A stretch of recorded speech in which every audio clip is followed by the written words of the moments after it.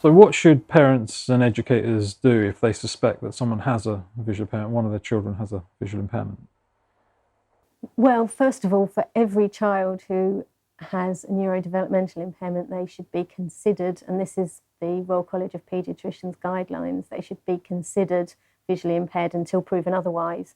So really every child who is in special education should be accessing routine eye care. And SeeAbility have worked with all the eye care professional bodies to develop a framework for a model of eye care, which includes routine annual eye checks, reporting on that child's visual needs, abilities and limitations, and glasses and support with glasses, all in the school environment. And the good news is that that model of eye care, NHS England have in their 10-year plan, which they released at the beginning of this year, committed to rolling out that model across the country.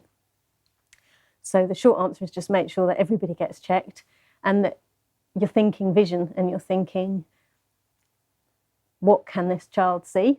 What does this child need to maximise their visual potential? And then tailoring the support that you give them accordingly. And never assuming that signs or behaviours are all down to a child's primary diagnosis, so, their autism or the cerebral palsy, but consider that they could be visual.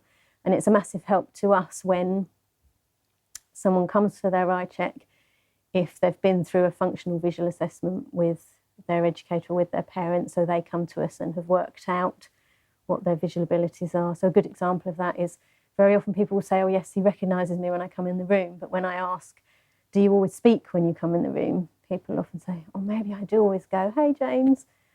And so then, I'll send them away and the homework will be to see when they first recognise them without doing the hey, just with a silent wave, and see when you can engage. So, yeah, it's teamwork too, and that's why it's so great having services in schools so that we can communicate, we can be fed information, because we're only with a child for a short time, about a child's functional vision from their educators and their parents, and then hopefully we can feed back our understanding from our assessments and observations and measurements to inform how they go forward with resources and education.